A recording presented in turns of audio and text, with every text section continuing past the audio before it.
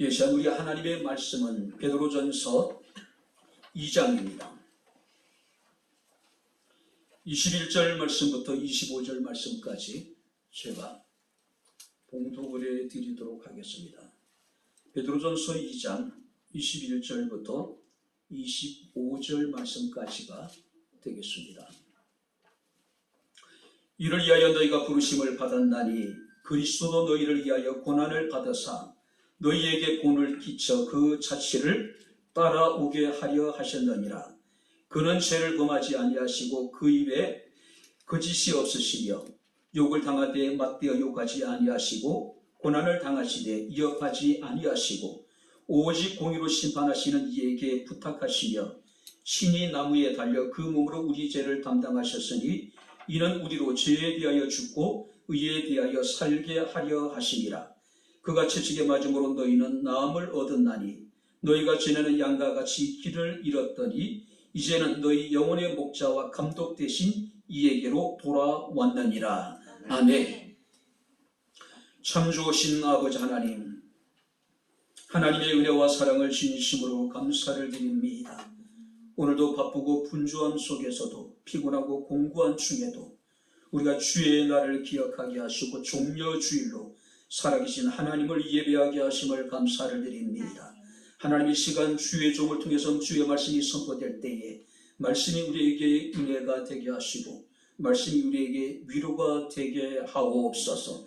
말씀이 우리에게 큰 기쁨이 되게 하시고 즐거움이 되게 하옵소서. 예수님 이름으로 기도합나이다. 아멘.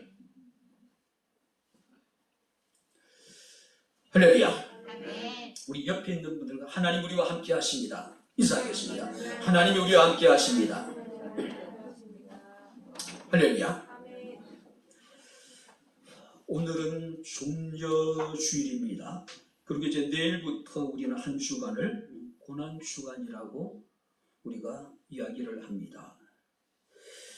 이 땅에 죄인된 우리를 구원하시기 위해서 인간의 몸을 입으시고 하나님의 독생자신 예수 그리스도께서 이 땅에 오셨습니다. 그는 동생의 기간 동안에 많은 능력을 행하셨죠. 그리고 자신에 대해서 친히 증거를 하셨습니다. 이제 예수께서는 이제 공생의 기간 동안에 마지막으로 예루살렘을 방문하시게 됩니다. 설교 말씀을 보게 되면은 그는 나귀 새끼를 타시고 바로 예루살렘에 입성하시게 될 때에 수많은 사람들이 나와서 그를 열렬하게 뜨겁게 환영을 하죠. 어떤 이는 겉옷을 펴서 길에 펴기도 하고 어떤 이는 나뭇가지를 길에 펴기도 하고 어떤 이는 나뭇가지를 흔들며 앞서가고 뒤에서 따르며 하나님을 찬양을 합니다. 찬송하리로다 다윗의 자손으로 오시는 이여, 찬송하리로다 주의 이름으로 오시는 이여, 호산나 호산나. 자, 우리는 이 종려주일이라는 것은 그리스도께서 바로 마지막 공생의 기간 동안에 이제 십자가의 고난을 당하시기 위해서 예루살렘에 입성하신 그 날을 기념하는 것이 바로 이 종려주일입니다. 많은 사람들이 종려나무를 꺾어서 가지를 꺾어서 길에 펴기도 하고 종려나무 가지를 흔들면서 예수님을 맞이했기 때문에 우리는 종려주일이라고 이야기를 합니다. 자, 예수께서 십자가를 지셨다고 하는 것은 기독교에 있어서 가장 중요한 핵심적인 사건이죠. 왜냐하면 그의 십자가의 고난을 통해서 하나님께서는 죄와 사망의 법에서 우리를 해방해 주셨기 때문입니다. 그런즉 이제 그리스도 예수 안에 있는 자에게는 결코 정죄함이 없다라고 단언하고 있음을 우리가 보게 됩니다. 자, 우리가 오늘 본 말씀을 보게 되면은 베드로는 예수 그리스도의 고난에 대해서 우리에게 증거를 하고 있습니다. 24절 말씀을 보시기 바랍니다. 친히 나무에 달려 그 몸으로 우리의 죄를 담당하셨으니, 친히 나무에 달리셨는데 그 몸으로 우리의 죄를 담당하셨다. 무슨 의미일까요? 바로 그리스도의 고난의 죽음이 우리를 위한 대속의 죽음 위험성을 우리에게 말씀하고 있는 겁니다. 특별히 예수께서는 친히, 자, 여기서 친히라고 하는 것은 그 자신 스스로, 오늘 그리스도가 나무에 달려서 고난을 당하시고 죽으신 것은 바로 예수 그리스도께서 자발적으로 행하신 일이라고 하는 사실이에요. 뿐만 아니라 베드로는요, 성경 말씀을 보니까 십자가 대신 나무라고 하는 단어를 의도적으로 사용을 해요. 왜 그랬을까요? 바로 죄인들이 받아야 할 저주를 예수께서 감당하셨다는 것을 증거하기 위해서 십자가를 지셨다고 이야기하지 않고 나무를 지셨다고 지금 말씀하고 나무에 달렸다라고 말씀을 하고 있는 거예요. 자, 우리가 신명기 21장 23절 말씀을 보게 되면 나무에 달린 자는 하나님께 저주를 받은 자라고 말씀을 하고 있어요. 뿐만 아니라 사도 바울은 갈라디아서 3장 13절에 그리스도께서 우리를 위하여 저주를 받은 바 되사 율법의 저주에서 우리를 속량하셨으니 기록된 바 나무에 달린 자마다 저주 아래 있는 자라 하였음이라고 말씀을 하고 있습니다. 자, 그렇다면 그리스도의 십자가라고 하는 것은 그가 나무에 달려서 고난을 당하시고 죽으셨다고 하는 것은 바로 자신의 죄로 말미암는 것이 아니라 우리의 죄를 구속하시기 위함이었고, 우리의 죄를 구속하시기 위해서고, 뿐만 아니라 우리들이 받아야 될 저주를 그가 친히 담당하셨다는 것이고, 그리고 그 고난은 자발적인 고난이었다는 사실이에요. 그래서 예수께서는 제자들과 마지막 유월절을 보내시죠. 그때 예수께서 뭐라고 말씀하십니까? 내가 이 유월절 먹기를 간절히 기다리고 기다렸다. 그러니까 하나님의 유월절 어린 양이 되시기를 예수께서는 그렇게 사모하셨다는 이야기죠. 자, 그렇다면 오늘 우리는 본 말씀을 통해서 그리스도의 고난의 참된 의미가 무엇일까? 우리가 종료주일을 맞이하고 고난주간을 우리가 이제 맞이하게 될 텐데 우리가 이 고난주간을 어떤 마음으로 우리가 보내야 될 것인가? 우리가 함께 말씀을 살피면서 함께 은혜를 나누도록 하겠습니다. 자, 먼저 한번 22절 같이 읽겠습니다. 그는 죄를 범하지 아니하시고 그 입에 거짓도 없으시며. 직역을 하게 되면 이렇습니다. 그는 죄를 행하지 않으셨다. 그분의 입에는 기만이 발견되지 않았다. 자, 예수님은 죄를 범하지 아니하셨고 그 입에는 거짓이 없으셨다고 이야기를 합니다. 뿐만 아니라 우리가 고린도후서 5장 21절 말씀을 보니까 예수께서는 죄를 알지도 못하시는 이라고 이야기를 하고 있어요. 그럴 때 그가 십자가에 고난을 당하시고 죽임을 당하셨다는 사실이에요. 우리가 복음서에 보게 되면 예수님을 신문했던 빌라도가 뭐라고 얘기합니까? 나는 그에게서 죽일 죄를 찾지 못했다라고 이야기를 하고 있는 거예요.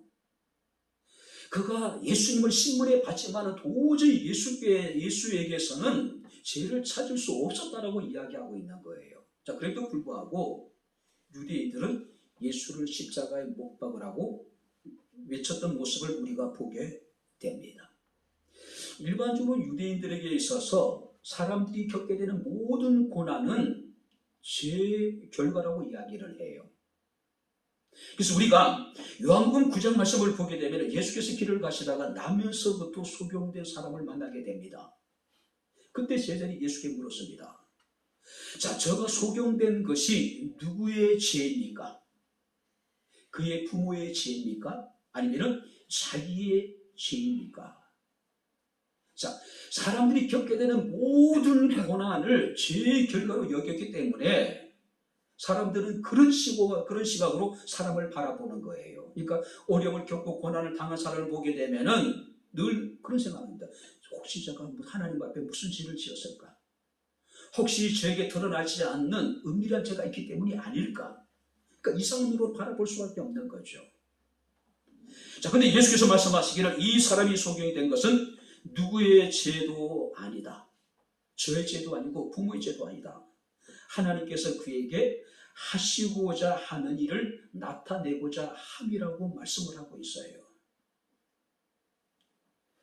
자, 그렇기 때문에 우리가 이사야 53장 4절 말씀을 보게 되면은 그는 실로 우리의 질고를 지고 우리의 슬픔을 당했거늘 우리는 생각하기를 그를 증거를 받아 하나님께 맞으며 고난을 당한다 하였노라. 모든 고난이, 모든 고통이 죄의 결과로 여겨졌기 때문에 이사야 53장 4절 말씀을 보니까 우리는 생각하기를 그가 징벌을 받아 하나님께 맞으며 고난을 당한다고 할 수밖에 없는 거죠. 뿐만 아니라 우리가 이사야 53장 3절 말씀을 보게 되면은 우리도 그를 기여기지 않았다. 왜 기여기지 않았을까요? 그가 자신의 죄로 말미암아 그가 하나님께 버림을 당했고 자신의 죄로 말미암아 고난을 당하기 때문에 우리도 그를 기여기지 않았다는 거예요. 당시 유대인들의 시각에서 보게 되면은 당연할 수밖에 없는 거죠. 그러나 빌립보서 2장 5절 8절 말씀을 보게 되면은 그 주님은 근본 하나님의 본체시나 하나님과 동등되신 분이라고 말씀을 하고 있습니다. 사람들은 하나님께 버림을 받고 자신의 죄로 인해 가지고 고난을 당한다고 생각해서 그를 기여기지 않고 그의 고난을 단일하게 여겼는데 그 고난을 당하신 그 주님은 어떤 분이냐면은 하나님의 본체이시고 하나님과 동등되신 분이란 이야기예요. 무엇에 대해서 동등될까요? 권위와 능력과 영광에 있어서 예수 그리스도는 하나님과 동등되신 분이었다는 사실이에요. 근데 그런 예수께서 자기를 비우셨습니다. 자기를 낮추셨어요. 그리고 십자가에 죽으셨습니다. 분명히 성경 우리에게 이야기를 하기를 그는 죄가 없으시고 그의 입에는 거짓이 없으셨고 그는 죄를 알지도 못하신 분임에도 불구하고 그가 십자가에 죽으셨다. 고난을 당하셨다는 이야기예요. 그런 고난 중에도 그는 욕을 받으시되 대신 욕하지 아니하시고 고난을 받으시되 이역하지 아니하셨고 오직 공의로 심판하시는 자에게 자신을 부탁하셨고 자신을 십자가에 못 박아 조롱하는 자들을 위해서 기도하셨다는 사실이에요. 뿐만 아니라 우리가 이사야 53장 7절 말씀을 보게 되면은 그는 곤욕을 당하여 괴로울 때도 그 입을 열지 아니하였으며 마치 도수장으로 끌려가는 어린 양과 같이 들깎는 자 앞에서 잠잠한 양과 같이 그 입을 열지 않았다. 아무런 죄도 없으셨고 아무런 거짓도 없으셨던 분이십니다. 예수님은 죄를 알지도 못하셨던 분이란 말이에요. 그럼에도 불구하고 그가 십자가에 죽으셨습니다. 그럼에도 불구하고 그는 끝까지 어떻습니까? 자신을 이제 십자가에 못 박고 자신이 겪는 고난에 대해서 그는 침묵하셨다는 거죠. 사랑하는 성도 여러분들, 우리는 이제 종료주의를 맞이했습니다. 내일부터 고난 주간이 시작이 됩니다. 예수 그리스도의 고난을 깊이 우리는 묵상하며 한 주간을 보내게 되겠죠. 어떤 고난입니까? 죄 없으신 하나님의 어린 양이신 예수 그리스도께서 당하신 고난이었다는 사실을 우리가 기억하고 하나님께 감사할 수 있는 그런 시간들이 될 수 있기를 주님 이름으로 축원합니다. 빌라도가 그것을 증거하고 있잖아요. 그죠? 그의 죽음 이후에 나타났던 모든 것들이 그가 죄 없으신 분이었다는 것을 증거하고 있잖아요. 두 번째 말씀을 보시기 바랍니다. 21절을 우리 다시 한번 같이 읽겠습니다. 이를 위하여 너희가 부르심을 받았으니 그리스도도 너희를 위하여 고난을 받으사 너희에게 본을 끼쳐 그 자신을 따라오게 하려 하셨느니라. 그럼 24절 말씀을 보시기 바랍니다. 친히 나무에 달려 그 몸으로 우리의 죄를 담당하셨으니 이는 우리로 죄에 대하여 죽고 의에 대하여 살게 하려 하시니라. 그가 채찍에 맞음으로 너희는 마음을 얻었나니. 이를 위하여 너희가 부르심을 입었고 그리스도도 너희를 위하여 고난을 받으사 너희에게 본을 끼쳐 그 자취를 따라오게 하였느니라고 말씀을 하고 있어요. 이를 위하여 부르심을 받는, 이것을 위해서 부르심을 받았고 그리스도도 우리를 위하여 고난을 받으셨고, 그리스도는 그 고난을 우리에게 본을 보이심으로 우리가 그 자취를 따라오기를 하나님께서 원하시고 계셨다. 그리고 이제 24절에 와서는 친히 나무에 달려 그 몸으로 우리 죄를 담당하셨으니 우리로 죄에 대하여 죽고 의에 대하여 살게 하려 하시니라. 그가 채찍에 맞음으로 너희는 나음을 얻었다라고 이야기를 하고 있어요.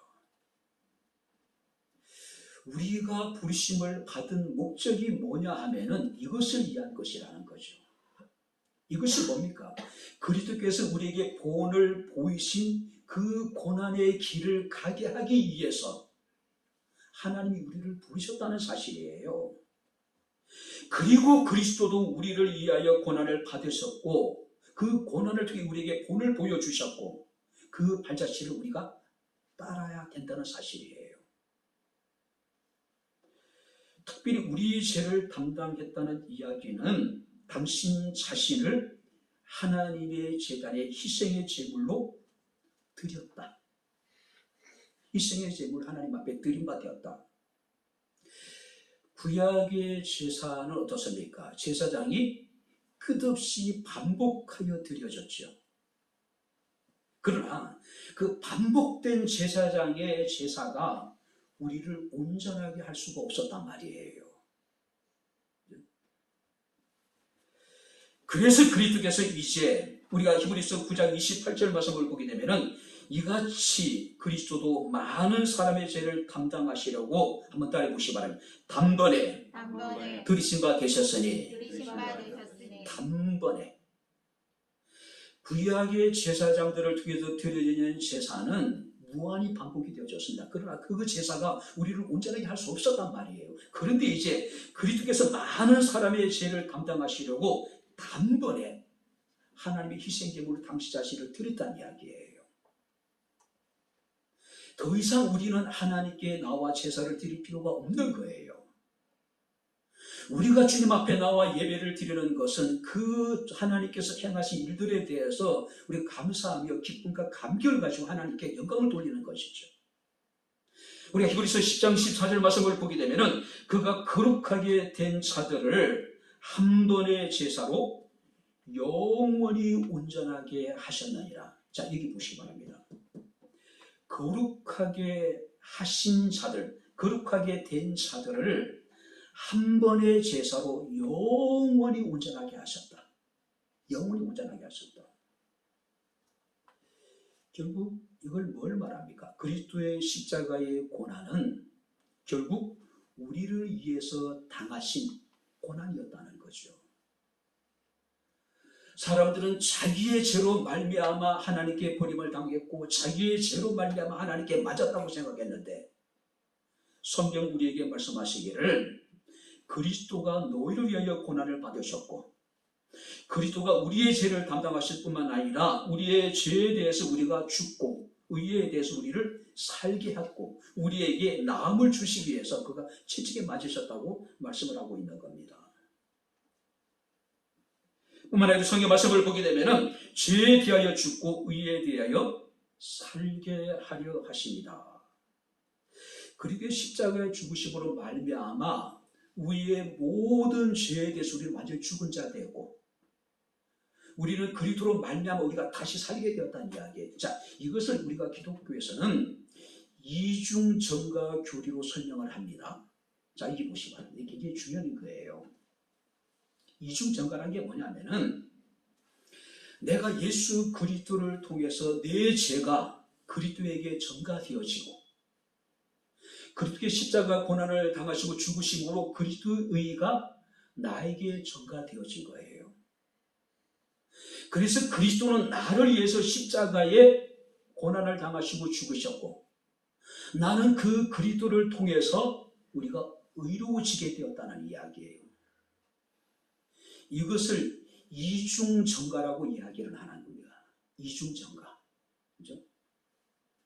우리가 예수 그리스도를 믿을 때에 우리의 모든 죄가 그에게 전가되어졌고 우리가 예수들을 믿을 때 그리스도 의가 우리에게 전가되어져서 그는 십자가에 고난을 당하셔 죽으시고 우리는 그를 믿음으로 말미암아 영원히 살게 되었다는 이야기예요.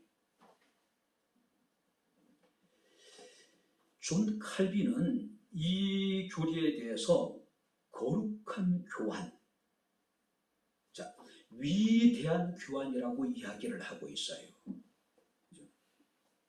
아니, 나는 예수 그리스도에게 죄를 전가했는데 그는 우리에게 의를 전가해 주셨다는 이야기예요. 이건 정말로 거룩한 교환이고 위대한 교환인데 하나님 입장에서 봤을 때 이거는 정말로 의의가 없는 것이잖아요. 왜 이렇게 하셨을까요? 달리 방법이 없어요. 우리를 구속하시고 우리를 어렵다 하시고 우리를 구원하실 수 있는 다른 방법이 없었기 때문에 하나님께서는 우리에게서 죄를 받으시고 당신의 의를 우리에게 주셔서 당신은 죽으시고 우리는 살게 하신 거예요.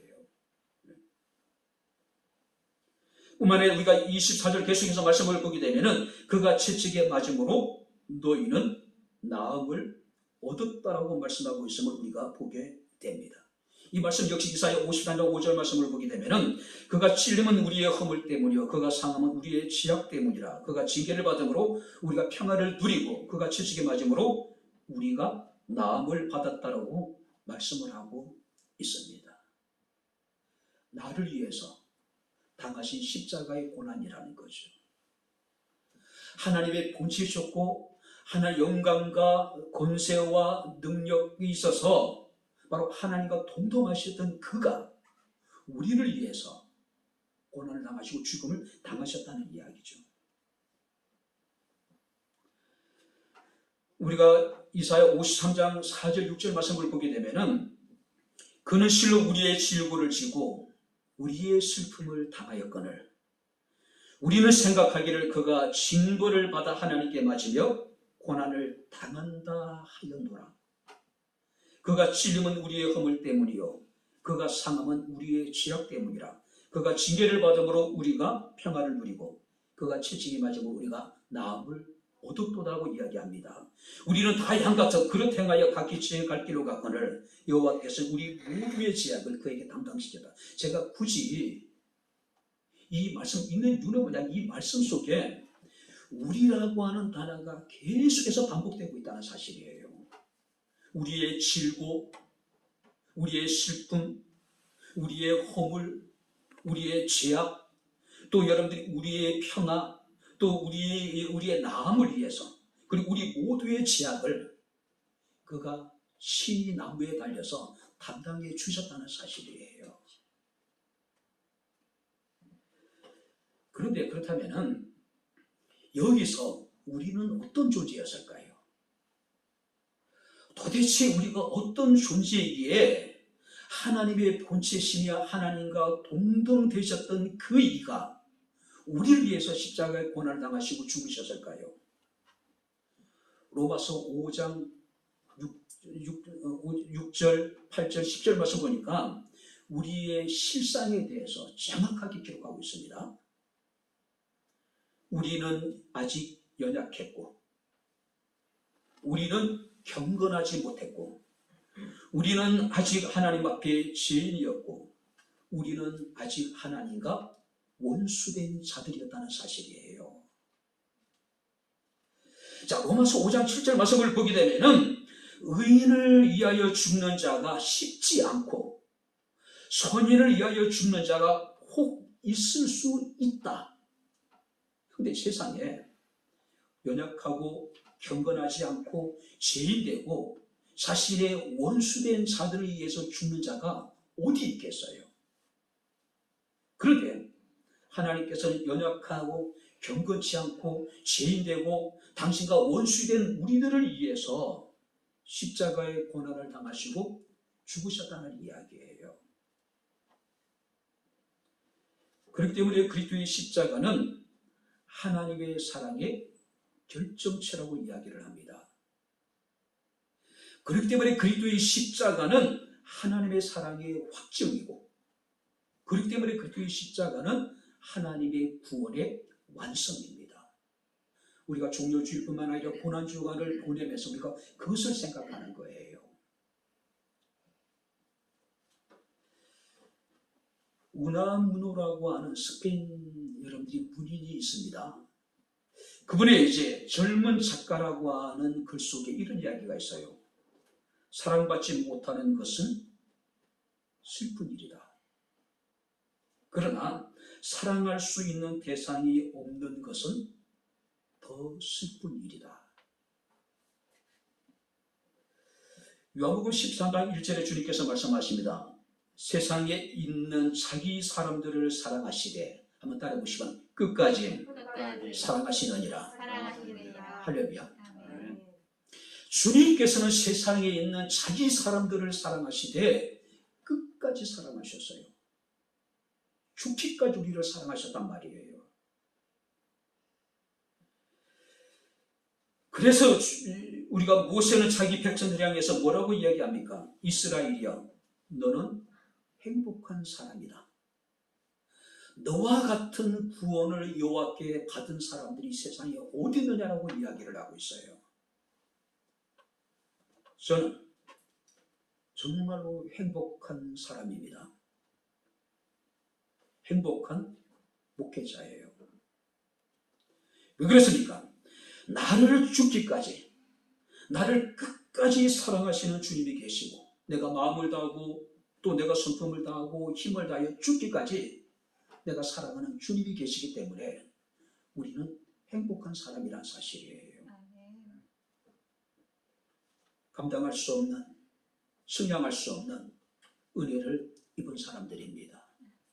비록 그리스도의 고난과 십자가의 죽음을 우리가 기념하는, 우리가 고난주간을 보내게 되겠지만은 우리는 그 속에서 그의 고난이 나를 위한, 우리를 위한 고난이었음을 우리가 기억하고 우리를 향한 주님의 사랑에 대한 감격과 기쁨으로 한 주간을 보낼 수 있기를 주님 이름으로 축원합니다. 그런 감격이 있어야 되겠죠. 그런 기쁨이 있어야 되겠죠. 뿐만 세 번째 우리가 마지막으로 말씀을 보시기 바랍니다. 자, 21절 올라가겠습니다. 21절 다 같이 읽겠습니다. 이를 위하여 너희가 부르심을 받았으니 그리스도도 너희를 위하여 고난을 받으사 너희에게 본을 끼쳐 그 자취를 따라오게 하려 하셨느니라. 그리스도의 고난은 죄가 없으신 주님의 고난이었습니다. 그의 고난은 우리가 연약하고 경건하지 않고 죄인되고 하나님과 원수된 우리를 위한 십자가의 고난이었습니다. 뿐만 아니라 그 고난의 목적이 뭐냐면은 우리에게 본을 보이시고 그 자취를 우리로 하여금 따르게 하기 위한 목적이라는 사실이에요.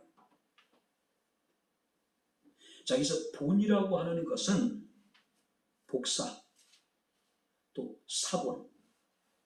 그러니까 우리가 그리스도를 우리가 따른다라고 하는 것은, 그렇게 우리에게 본을 보여주시다는 것은 단순히 따르는 것이 아니라 완전히 우리가 그의 어떤 복제, 우리가 사본, 그러니까 똑같은 사람이 되라는 이야기죠. 나와 똑같은. 이것을 선생님의 습자책이라고 이렇게 표현하기도 합니다. 자, 이게 보시기 바랍니다. 지금은 습자지라는 것이 없지요. 있습니까? 그렇죠? 우리가 이제 보통 그 선생님들의 어떤 글체를 따라 배우기 위해서는 선생님의 어떤 글자 위에다가 습자지를 올려놓고 그대로 따라 쓰면 되는 거죠. 예전에 우리가 습자지를 많이 사용할 때가 있었죠. 그림이라든지 또 여러분들이 습자지가 투명하니까요, 그죠? 그림 위에 올려놓은 그림을 그대로 이제 본다는 거죠.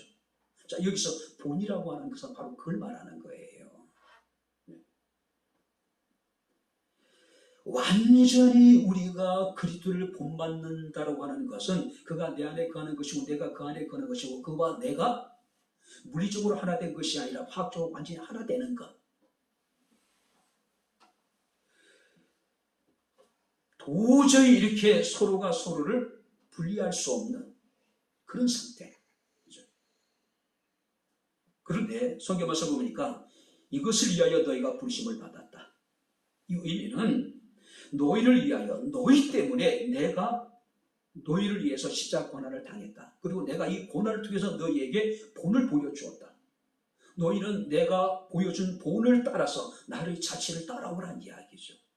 그대로 따라오란 이야기예요.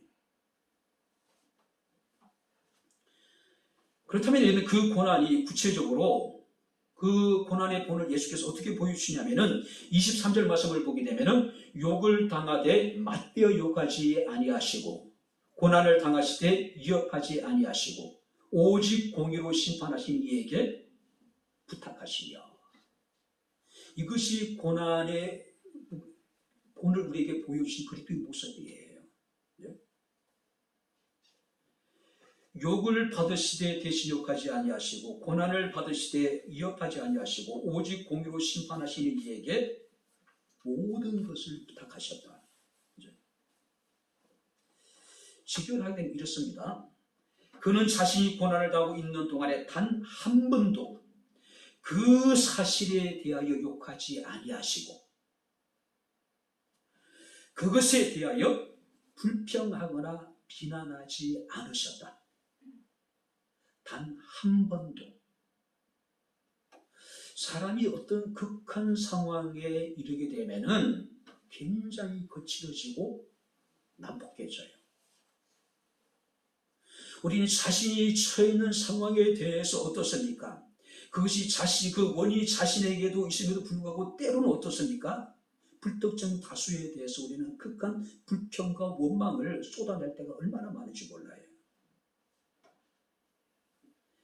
제가 자주 하는 이야기지만 현대인들, 특별히 젊은 사람들이, 많은 청년들이 자신의 어떤 여러 가지 어떤 그 문제에 대해서, 물론 이제 환경이라든지 또 사회 구조적인 문제가 있을 수 있겠죠. 그러나 먼저 자기 자신을 돌아봐야 되잖아요. 근데 우리는 어떻습니까? 시대를 잘못하고 나고 시대적인 그 사회적인 구조가 그렇게 돼서 자신이 이렇게 피해를 입고 있다라고 스스로 많은 청년들이 피해의식에 사로잡힌 사람들이 얼마나 많은지 몰라요. 그러니까 자신의 문제를 외부 쪽에다가 책임을 전가하는 겁니다. 그렇죠? 그런데 주님께서는 고난을 당하고 계시는 동안에 단 한 번도 그 사실에 대해서 비난하거나 욕하지 아니었을 뿐만 아니라 그것에 대해서 불평하지도 않았고 비난하지도 않았다. 그러니까 이 말씀을 쉽게 하면 그런 거예요. 그리고 오히려 그는 자신을 십자가에 못 박은 무리들을 위해서, 그리고 자신의 영혼을 위해서 하나님께 부탁했다. 실제로 우리가 누가복음 23장 말씀을 보게 되면은 아버지 저들의 죄를 사하여 주옵소서, 자기들이 하는 것을 알지 못한다라고 그들을 위한 사죄의 기도를 드리잖아요. 뿐만 아니라 십자가의 고난을 당하시면서 아버지 내 영혼을 아버지 손에 부탁한다라고 기도하셨던 것을 우리가 보게 됩니다. 자, 예수께서 힘이 없으셔서, 능력이 없으셔서 잠잠하신 것일까요? 그건 아니에요. 자, 사마리아 사람들이 예수님을 영접하지 아니했을 때에 주의 제자들이 우리 가서 저들을 하늘을 능력을 통해서 저들을 그냥 불살라 버릴까요? 그렇게 얘기하잖아요. 그때 주님께서 말씀하시잖아요. 내가 하늘에서 12영이 더 되는 천사를 동원하여 그들을 멸할 수 있다고 이야기를 하고 있어요. 12영이 더 되는 천사를 동원하실 수 있고 그것을 부릴 수 있는 능력이 있을 분임에도 불구하고 그건 어떻습니까? 우리에게 본을 보이시기 위해서 잠잠하셨다는 이야기예요. 사랑하는 성도 여러분들, 예수님의 삶을 보게 되면은 그는 범사에 우리에게 본을 보이신 분이죠. 겸손과 순종하는 일에 신이 우리에게 본을 보여주신 분이고, 사랑하는 일에 대해서 우리에게 본을 보여주신 분이고, 봉사하는 일에 대해서 본을 보여주신 분이고, 기도하는 일에 대해서 예수도 우리에게 본을 보여주셨습니다. 그런데 성경 말씀을 보게 되면은 그 중에도 고난을 당하시는 일에 대해서, 고난을 당하는 일에 대해서 그는 우리에게 완전한 본을 보여주셨다는 거죠. 고난에 대해서 예수께서 더 이상 우리에게 본을 보여주실 것이 없을 정도로 완전한 본을 우리에게 보여주셨다는 이야기예요. 그 본을 보여주신 목적은 단 하나입니다. 우리로 하여금 그 자취를 따르게 하기 위한 거죠. 우리가 사도 바울은요, 그 누구보다도 그리스도를 본받기를 원했던 사람이죠. 그죠? 그가 고린도 교회 성도들에게 내가 그리스도를 본받는 자 된 것 같이 너희는 나를 본받아라. 그리고 아예 빌립보 교회 성도들에게는 형제들아 너희는 함께 나를 본받으라고 이야기를 하고 있는 겁니다. 오늘 예수께서 고난을 당하신 것은 단 하나예요. 우리에게 본을 보이기 위한 거죠. 그 본을 우리가 따라서 그의 발자취를 따르기를 예수께서는 원하시고 계셨다는 이야기예요. 자, 그렇다면 여러분들의 삶 속에서 우리는 크고 작은 많은 고난을 겪게 되겠죠. 그 고난 앞에 과연 우리는 얼마만큼 그리스도의 발자취를 따르는 삶을 살아갔는가 한번 생각해 볼 수 있는 그런 시간들이 되어졌으면 좋겠습니다. 자, 우리가 빌립보서 2장 말씀을 보게 되면 너희 안에 이 마음을 품으라 곧 그리스도의 예수의 마음이라고 이야기하고 있습니다. 뿐만 아니라 누가복음 9장 23절에 주님께서 말씀하시기를 아무든지 나를 따라오려거든 자기 자신을 부인하고 자기 십자가를 지고 나를 쫓을 것이니라. 자기를 부인하고 자기 십자가를 지고 나를 따르라는 것은 이미 예수께서 우리에게 본을 보여주신 것들이란 이야기, 그대로 따라오라는 이야기예요. 오늘 사랑하는 성도 여러분들, 살아가는 동안에 우리는 내가 원하든 원치 않든 간에 많은 어려움을 겪게 되겠죠. 많은 고난을 당하게 되겠죠. 우리는 그 고난 앞에서 때로는 하나님을 원망하고 신앙의 회의를 느낄 때가 있죠. 하나님 과연 내 아픔을 알고나 계신 것일까? 왜 하나님 나의 아픔에 대해서 침묵하시고 나를 돌아보지 않으실 것인가? 하나님 나를 혹시 버린 것이 아닐 것인가? 네, 기억하시기 바랍니다. 예수께서 이리 고난을 당하셨고 철저하게 버림을 당하셨고 그리스도의 고난에 대해서 하나님은 침묵하셨습니다. 그리고 예수 그리스도도 당신의 고난 앞에서 침묵하셨어요. 왜요? 고난을 당하는 우리들에게 본을 보여주시기 위해서. 많은 사람들은 고난 앞에 하나님 내가 어떻게 됩니까? 예수께서 말씀하신다. 이미 내가 너에게 본을 보여놓으라고 말씀하고 계실 거예요. 우리는 고난 주간을 이제 맞이하게 됩니다. 그리스도의 고난의 참된 의미가 무엇이냐 우리가 깊이 생각하고 왜 고난을 당하셨는지 우리가 고민해 봐야 되겠죠. 그것은 뭡니까? 우리를 구속하시기 위한 것뿐만 아니라 우리에게 고난의 본을 보여주셔서 우리가 고난을 당할 때 우리가 어떻게 행할 것을 우리에게 알게 하신 것이죠. 자, 그렇다면 이제 말씀을 마치도록 하겠습니다. 가시나무 새가 있죠. 단 한 번 이제 그 노래를 부르고 죽는 새라고 이야기를 하잖아요. 가시나무 새가 이제 다 장성하게 되게 되면은 이제 자신이 노래를 부르다가 죽을 이제 곳을 찾게 되죠. 열이 지다니면서 이제 가시나무를 찾게 되는데 가장 크고 예리한 가시를 찾는다 그래요. 그리고 손살같이 달려가서 그 가시에 자기 몸을 찌르는 거죠. 그리고 이제 그는 자신의 삶의 마지막 노래를 부른다고 이야기를 하죠. 근데 그 노래는 사실 노래라기보다는 온몸으로 부르짖는 절규라고 이야기를 해요. 그죠? 절규. 그런데 그 노래 소리가 얼마나 아름답고 신비한지 어떤 고통을 가진 사람이라도 그 노래 소리를 들으면 고통이 사라지고 시련이 다 사라진다는 거죠. 자, 여기서 가시나무새는 무엇을 상징할까요? 십자가의 고난을 당하시고 가시면류관을 쓰신 예수 그리스도를 상징하는 거예요. 우리의 신앙은 내가 몇 년을 교회에 다녔는지, 내가 교회에서 어떤 직분을 가지고 있는지, 내가 교회를 다니면서 무엇을 하는지, 그것이 우리를 그리스도임을 결정하는 것이 아닙니다. 그리스도를 나의 주로 영접하고 또 십자가의 사랑과 그 십자가의 은혜에 대해서 우리가 감격하고 우리에게 고난의 본을 보이신 그리스도의 발자취를 따라가는 것, 이것이 우리가 그리스도임을 결정하는 것이고 이것이 내가 그리스도임을 사람들 앞에 증거하는 것이라는 이야기예요. 그리스도께서는 우리를 위해서 이런 고난을 받으셨습니다. 그리스도는 신이 고난을 당하심으로 우리에게 고난을 당할 때 우리가 어떻게 될 것인가에 대해서 본을 보여주셨습니다.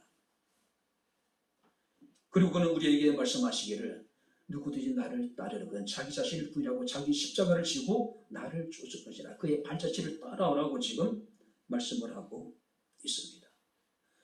우리가 요한복음 16장 36절에 이것을 너희에게 이름은 너희로 내 안에서 평안을 누리게 하려 함이라. 세상에 너희가 환난을 당하나 담대하라. 내가 세상을 이겨노라. 할렐루야. 아멘. 예수께서는 십자가의 고난을 당하 죽으심으로 세상을 이기셨다고 말씀을 하고 있어요.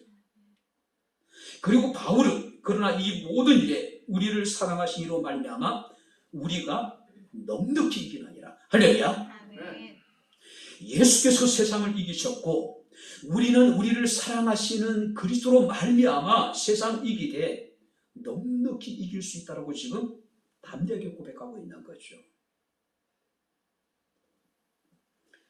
우리의 현실이 녹록치 않을지라도 죄 없이 고난당하신 예수 그리스도를 우리가 깊이 생각할 수 있는 그런 삶이 되었으면 좋겠습니다. 우리의 삶이 여러 가지 어렵고 힘들 때라도 우리를 위해서 십자가의 고난을 당하시고 죽임을 당하시며 우리에게 고난의 본을 보이신 그리스도의 발자취를 따라가는 것, 이것이 진정한 그리스도인의 삶이 아닐까 생각이 됩니다. 사도 바울은 갈라디아서 6장 17절에 이울은 나를 괴롭게 말라. 내가 내 몸에 예수의 흔적을 가졌노라. 한번 따라해 보시기 바랍니다. 내가 내 몸에 예수의 흔적을 가졌노라. 예수의 흔적을 가졌대요. 예수 그리스도를 위해서 겪었던 모든 고난을 의미하고 있는 겁니다. 자기 부중의 삶을 말하는 거예요. 자기 십자가로 주님을 따랐던 삶을 말하고 있는 거예요. 이번 한 주간 바울이 고백했듯이 내 몸에 예수 그리스도의 흔적을 가졌노라. 여러 가지 우리가 절제된 모습으로 주의 고난에 함께 동참하고 우리가 예수의 흔적을 우리의 삶 가운데 소유할 수 있는 우리의 삶이 되어줬으면 합니다. 2022년 종려주일과 고난주간을 우리가 맞이합니다. 히브리서 3장 1절에 히브리서 기자는 그러므로 하늘의 부르심을 받은 거룩한 형제들아 우리가 믿는 도리의 사도이며 대제사장이신 예수를 깊이 생각하라. 마지막 따라해 보시기 바랍니다. 예수를 깊이 생각하라. 할렐루야. 아멘. 그리스도의 십자가의 고난, 죄 없으신 이가 당하신 고난이었고 우리를 구속하시기 위한 고난이었고 고난에 대해서 우리에게 참된 본을 보여주시기 위해서 당하신 고난이었습니다. 우리가 믿는 믿음의 도리의 사도이시며 대제사장이신 예수님을 깊이 생각할 수 있는 그런 고난주간이 될 수 있기를 주님 이름으로 축원합니다. 기도하겠습니다. 하나님 아버지, 하나님의 은혜와 사랑을 진심으로 감사를 드립니다.